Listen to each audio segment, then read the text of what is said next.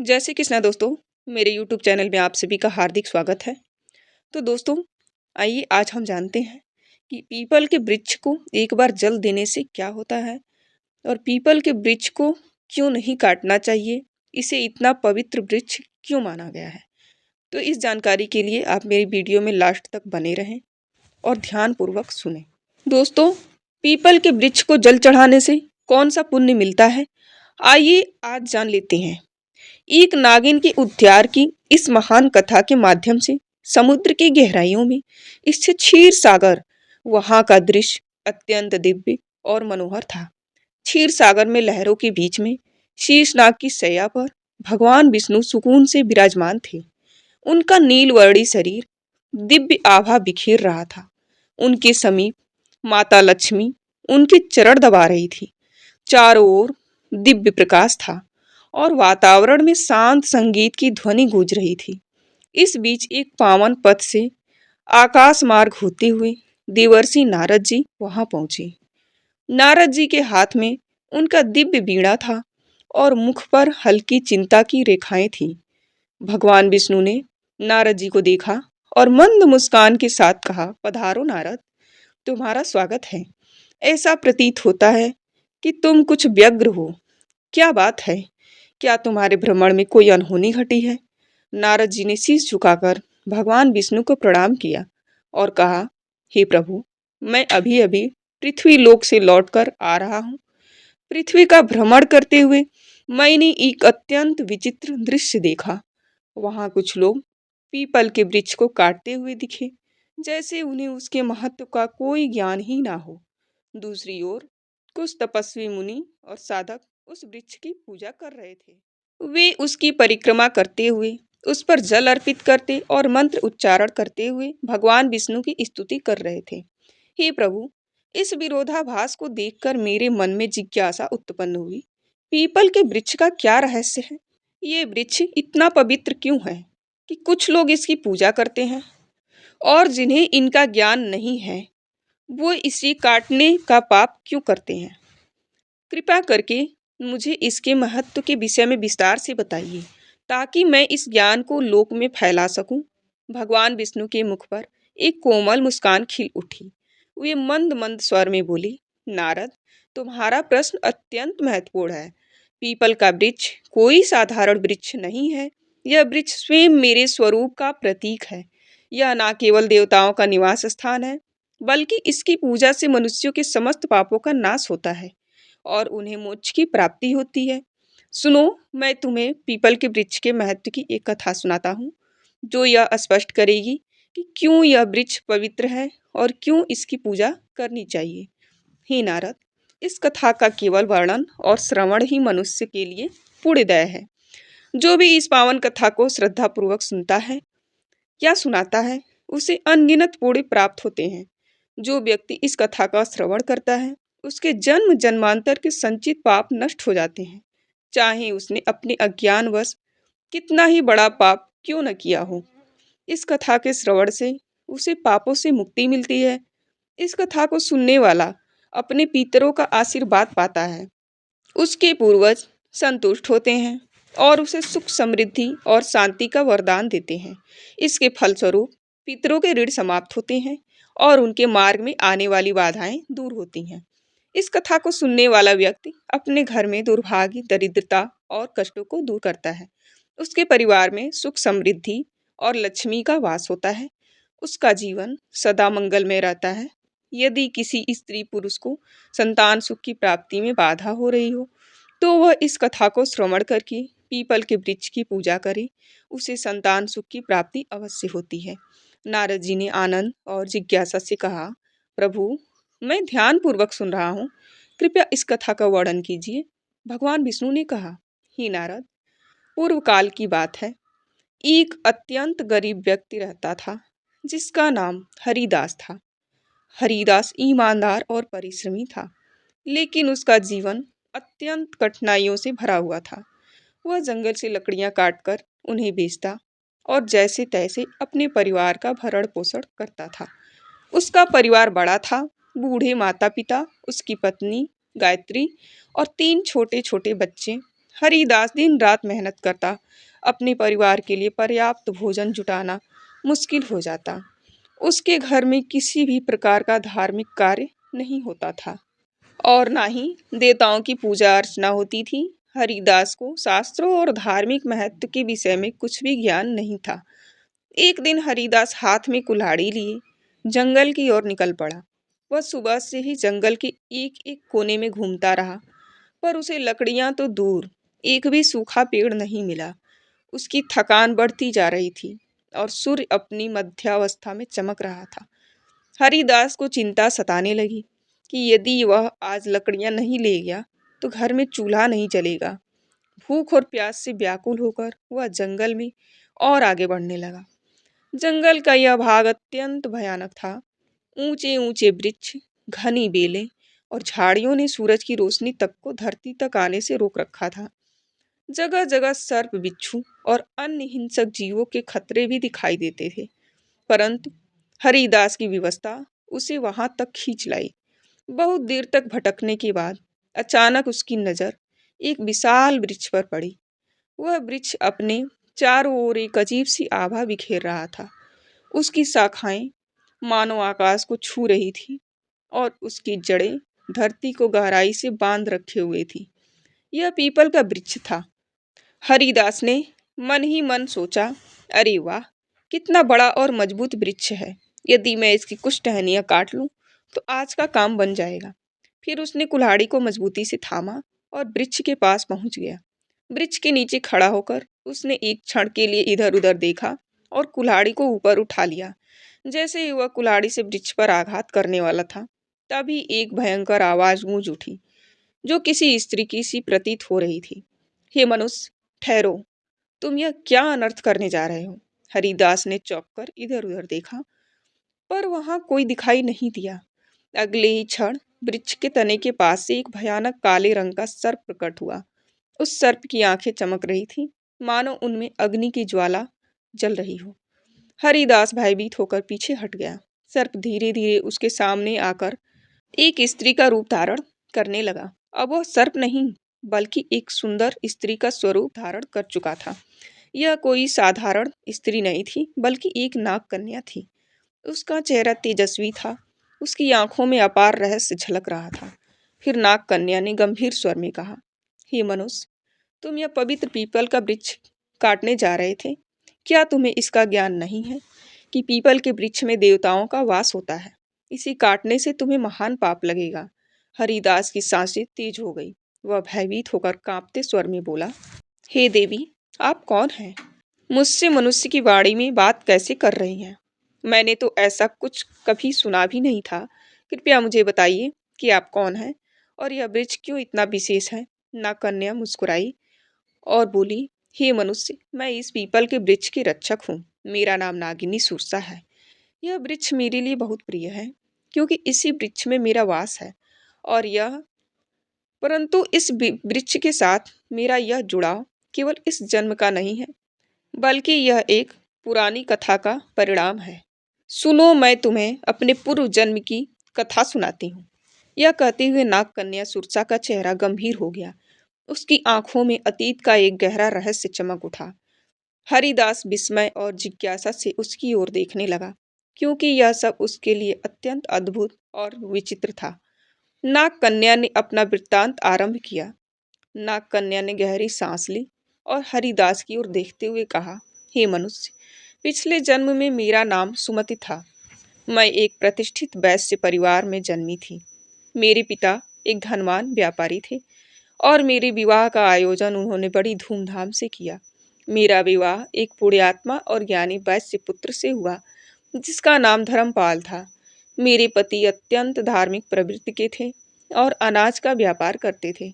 उनका जीवन सदा लेकिन धर्म और सत्कर्म में लीन था, किंतु मैं उनके गुणों से सर्वथा विपरीत थी। मेरा स्वभाव अत्यंत स्वार्थी और अहंकारी था। मैं ना तो अपने पति का आदर करती थी और ना ही किसी प्रकार के धर्म कर्म में रुचि रखती थी। मुझे देवी देवताओं की पूजा व्यर्थ प्रतीत होती थी। मेरा मन सदा सांसारिक सुखों और धन संपत्ति में लिप्त रहता था। मुझे पति समझाते रहते कि हमें जीवन में पुण्य के कार्य करने चाहिए, देवताओं की पूजा करनी चाहिए, किंतु मैं उनकी बातों को हमेशा अनसुना कर देती। हमारे गांव के पास एक मुनि का आश्रम था। वह आश्रम शांत, पवित्र और प्रकृति की छांव में बसा हुआ था। वहाँ के वातावरण में एक अलौकिक शांति थी। मुनि ने अपने आश्रम के आंगन में एक छोटा सा पीपल का वृक्ष लगाया हुआ था। गांव के लोग वहाँ नियमित रूप से पूजा करने आते थे। वे पीपल के वृक्ष के चारों ओर दीप जलाते थे और जल चढ़ाते और उसकी परिक्रमा करते। उनका विश्वास था कि इस वृक्ष में भगवान विष्णु का वास होता है और उसकी पूजा करने से उनके पितर प्रसन्न होते हैं। लोगों की श्रद्धा और भक्ति से वह वृक्ष बहुत ही कम समय में विशाल हो गया। एक दिन की बात है, मैं उस आश्रम के पास से गुजर रही थी। वहां मैंने देखा कि एक ब्राह्मण अत्यंत श्रद्धा से उस पीपल के वृक्ष की पूजा कर रहा था। वह वृक्ष के तले जल चढ़ा रहा था और मंत्रोच्चारण कर रहा था। यह दृश्य देखकर मैं ठहाका मारकर हंसने लगी और कटु स्वर में कहा, कि ब्राह्मण, तुम मूर्खों की तरह इस वृक्ष की पूजा क्यों कर रहे हो? यह तो केवल एक पेड़ है, ना फल देता है और ना फूल। क्या यह पेड़ किसी काम का भी है? यह व्यर्थ का ढोंग है। तुम्हारी पूजा का कोई लाभ नहीं है। मेरी शब्द सुनकर वह ब्राह्मण अत्यंत शांत स्वभाव में मेरी ओर देखता रहा। फिर वह गंभीर स्वर में बोला, हे देवी, तुम्हारा अज्ञान ही तुम्हारे इस व्यवहार का कारण है। क्या तुम्हें ज्ञात नहीं कि पीपल का वृक्ष मात्र एक साधारण वृक्ष नहीं है? इस वृक्ष में स्वयं भगवान विष्णु का वास होता है। यह वृक्ष जीवित है और अत्यंत पवित्र है। इसकी पूजा करने से भगवान विष्णु प्रसन्न होते हैं। इसके तले जल चढ़ाने से पितरों का आशीर्वाद प्राप्त होता है। अनेक जन्मों के पाप इस वृक्ष की पूजा से समाप्त हो जाते हैं। यह वृक्ष मानव जीवन के लिए वरदान स्वरूप है। उस ब्राह्मण की बातों ने मेरे अहंकार को और भड़का दिया। मैंने कटु शब्दों में कहा, उस वृक्ष का उपहास किया और क्रोध में आकर उस वृक्ष के पास पहुंची और व्यंग्यपूर्ण स्वर में कहा, देखते हैं तुम्हारा यह वृक्ष कितना महान है। यह कहकर मैंने आवेश में आकर पीपल के वृक्ष को लात मार दी। जैसे ही मैंने लात मारी उस वृक्ष को लगी, उसी क्षण एक विचित्र घटना घटी। मेरे पैर से लेकर शरीर के अन्य अंगों में जलन होने लगी। वह जलन असहनीय थी। मैंने देखा कि मेरे शरीर में परिवर्तन हो रहा था। धीरे धीरे मेरा रूप नाग में परिवर्तन होने लगा और मेरी त्वचा काली पड़ने लगी और देखते ही देखते मैं एक भयानक सर्पिनी परिवर्तित हो गई। नागिनी का रूप धारण कर मैं वहीं चीखने चिल्लाने लगी। मेरी चीख पुकार सुनकर आश्रम के मुनि वहां आ गए। मैं उनके चरणों में गिर पड़ी और रोते हुए अपनी व्यथा सुनाई। मैंने उनसे विनती की कि मुझे मुक्ति दिलाएं। मुनि गंभीर स्वर में बोले, हे स्त्री, तुमने घोर पाप किया है। पीपल के वृक्ष को अपवित्र करना और उसका अपमान करना भगवान विष्णु का अपमान है। तुम्हें तुम्हारे कर्मों का दंड मिला है। फिर मैंने कांपते हुए हाथ जोड़कर मुनि से प्रार्थना की, हे ऋषिवर, कृपया मुझे क्षमा करें और इस योनि से मुक्ति का कोई उपाय बताएं। मैं अपने पापों के लिए पश्चाताप करना चाहती हूँ। उस मुनि ने गंभीर स्वर में कहा, हे पापिनी, तुम्हें इस श्राप से मुक्त होने के लिए 100 वर्षों तक इस पीपल के वृक्ष पर निवास करना होगा और इसकी रक्षा करनी होगी। जब 100 वर्ष पूर्ण हो जाएंगे, तब तुम्हारे पति यहाँ आएंगे और इस वृक्ष पर जल अर्पित करेंगे। उसी दिन तुम्हें इस श्राप से मुक्ति मिलेगी। इतना कहकर मुनि वहां से चले गए। तब से मैं इसी वृक्ष पर वास कर रही हूँ। यह वृक्ष दिनों दिन बढ़ता गया और मैं दिन रात इसकी रक्षा करती हूँ ताकि कोई इसे हानि ना पहुंचा सके। आज मेरे 100 वर्ष पूरे हो चुके हैं। मैं प्रतीक्षा कर रही हूँ कि मेरे पति धर्मपाल यहाँ आए और इस वृक्ष पर जल अर्पित करें, तभी मुझे इस सर्प योनि से मुक्ति मिलेगी। यह कहते हुए नाग कन्या की आंखों में आंसू आ गया। उसकी आवाज में पीड़ा और पश्चाताप स्पष्ट झलक रहा था। हरिदास यह सब सुनकर अवाक रह गया। वह समझ नहीं पा रहा था कि जो कुछ उसने सुना वह सपना था या सच्चाई थी। उसके हृदय में भय और श्रद्धा का संचार हो रहा था। नाग कन्या की करुणा में कथा सुनकर हरिदास स्तब्ध रह गया।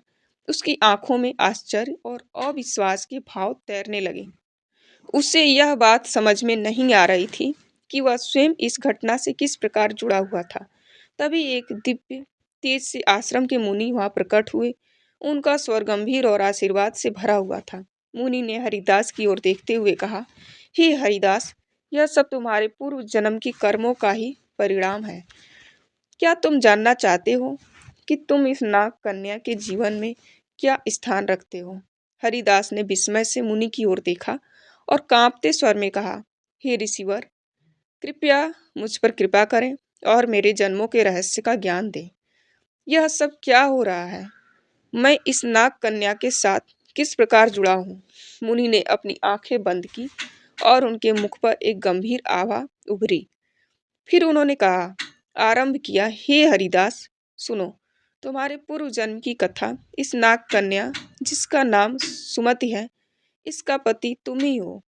उस जन्म में तुम धर्मपाल नामक एक पुण्यात्मा व्यापारी थी। तुमने सुमति से विवाह की और उसका जीवन संवारने का हर संभव प्रयास किया। तुम एक धर्मनिष्ठ और सत्यवादी व्यक्ति थे। तुमने सुमति को सद्मार्ग पर लाने के लिए अनेक प्रयास किए, किंतु वह तुम्हारे प्रयासों की उपेक्षा करती रही। हरिदास ने आश्चर्य और अविश्वास के साथ कहा, क्या मैं इस कन्या का पति हूँ? मुनि ने मुस्कुराते हुए कहा, हरिदास, सुमति ने अपने अहंकार और अज्ञान के कारण पीपल के वृक्ष का अपमान किया था, जिसके कारण उसे सर्प योनि का श्राप मिला। किंतु भगवान विष्णु ने तुम्हारे पूर्ण कर्मों के कारण यह नियम बनाया कि केवल तुम्हारे हाथों से जल अर्पित होने पर ही सुमति को इस श्राप से मुक्ति मिलेगी।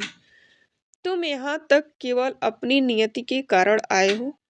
तुम्हारा आज यहाँ आना संयोग नहीं है, बल्कि यह विधि का विधान है। सुमति, जो अब तक चुपचाप खड़ी थी, मुनि की बात सुनकर हरिदास के चरणों में गिर पड़ी। उसकी आंखों से आंसुओं की धारा बहने लगी। वह कांपते स्वर में बोली, हे स्वामी, मैं अपने पूर्व जन्म के पापों के लिए आपसे क्षमा मांगती हूँ। मेरे अहंकार और अज्ञान के कारण मैंने आपको दुख पहुंचाया और इस पीपल वृक्ष का अपमान किया। किंतु आज मैं आपसे एक बार फिर प्रार्थना करती हूँ, कृपया इस पवित्र वृक्ष पर जल अर्पित करें और मुझे इस श्राप से मुक्त करें। हरिदास की आंखों में करुणा भर आई। उसने नाग कन्या के प्रति कोई क्रोध या घृणा नहीं दिखाई, बल्कि उसके हृदय में श्रद्धा और सहानुभूति का भाव जाग उठा। उसने मुनि की ओर देखा और कहा, हे ऋषिवर, मुझे बताइए, मैं इस पूर्ण कार्य को कैसे पूरा करूं? मुनि ने हरिदास को पीपल वृक्ष के पास जाकर कहा, हे वत्स, इस वृक्ष पर श्रद्धा से जल अर्पित करो और भगवान विष्णु का स्मरण करो। इससे तुम्हारे पूर्व जन्म के बंधन समाप्त हो जाएंगे और सुमति को भी मुक्ति मिलेगी। हरिदास ने पास ही रखे कलश से जल भरा। वह पीपल वृक्ष के सामने खड़ा हुआ और अपने मन में भगवान विष्णु का ध्यान करते हुए जल अर्पित करने लगा। जैसे ही उसने जल की धारा पीपल की जड़ों में चढ़ाई, एक अद्भुत घटना घटी। पीपल वृक्ष के नीचे एक दिव्य प्रकाश फैला और नाग कन्या का सर्प रूप धीरे धीरे नष्ट होने लगा। स्थान पर एक सुंदर तेजस्वी स्त्री प्रकट हुई। उसका चेहरा चमक रहा था, मानो वह स्वयं एक देवी हो। सुमति ने हाथ जोड़कर हरिदास और मुनि को प्रणाम किया।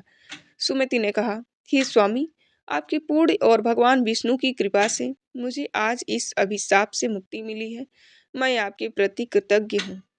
आपने न केवल मेरे पापों का प्रायश्चित करवाया, बल्कि मुझे मोक्ष के मार्ग पर ले आए। मुनि ने आशीर्वाद देते हुए कहा, हे सुमति, अब तुम स्वर्ग लोक को प्रस्थान करो। तुम्हारे इस श्राप का अंत हो चुका है। भगवान विष्णु तुम्हें आशीर्वाद दें। सुमति ने एक बार फिर पीपल वृक्ष की परिक्रमा की और वहां से दिव्य प्रकाश के साथ स्वर्ग लोक को प्रस्थान कर गई। इस घटना के बाद हरिदास के जीवन में बड़ा परिवर्तन आया। उसने पीपल वृक्ष की महिमा को समझा और प्रतिदिन उसका पूजन करने लगा। उसने अपने परिवार को भी धर्म के मार्ग पर चलने की प्रेरणा दी। वह जान गया कि पवित्र वृक्षों का सम्मान और देवताओं का स्मरण जीवन को सफल बनाता है। भगवान विष्णु ने पीपल वृक्ष के महत्व की कथा समाप्त की। उनके मुख पर करुणा और दिव्यता का तेज झलक रहा था। देवर्षि नारद जी अत्यंत भाव विभोर होकर बैठे थे। उन्होंने भगवान विष्णु की स्तुति करते हुए कहा, हे प्रभु, आपने पीपल वृक्ष की महिमा और यह कथा सुनाकर मेरी जिज्ञासा को शांत किया। मैं धन्य हो गया। इस कथा से यह स्पष्ट हुआ कि मनुष्य अपने अज्ञान और अहंकार के कारण ही पाप के मार्ग पर चलता है, किंतु आपकी कृपा से ही उसका उद्धार संभव है। यह वृक्ष न केवल पवित्र है, बल्कि स्वयं आपका दिव्य स्वरूप है। भगवान विष्णु मुस्कुराते हुए बोले, हे नारद, यह सत्य है। पीपल का वृक्ष सृष्टि का जीवन है। इसकी जड़ में मैं स्वयं निवास करता हूँ। तने में भगवान शिव का वास है और शाखाओं में ब्रह्मा का। इस वृक्ष की पूजा करने से मनुष्य त्रिदेव का आशीर्वाद प्राप्त करता है। जो भी इस कथा को श्रद्धा से सुनेगा, सुनाएगा अथवा पीपल के वृक्ष की पूजा करेगा, उसे मेरे परम धाम की प्राप्ति होगी। उसके समस्त पापों का नाश होगा और उसे जीवन में सुख शांति तथा परलोक में मोक्ष का आशीर्वाद मिलेगा। नारद जी ने कहा, हे प्रभु, मैं अविलंब पृथ्वी लोक पर जाऊंगा और इस कथा का प्रचार करूंगा। मैं लोगों को यह बताऊंगा कि पीपल के वृक्ष का अपमान नहीं करना चाहिए। इसकी पूजा करके वे आपके सानिध्य को प्राप्त कर सकते हैं। तो दोस्तों, इस प्रकार से भगवान विष्णु ने नारद जी को पीपल के वृक्ष की महिमा सुनाई। मैं उम्मीद करती हूँ कि आपको यह कथा पसंद आई होगी। वीडियो को लाइक जरूर करें। कमेंट में जय श्री हरि विष्णु अवश्य लिखें। साथ ही चैनल को सब्सक्राइब करना ना भूलें। Thanks for watching.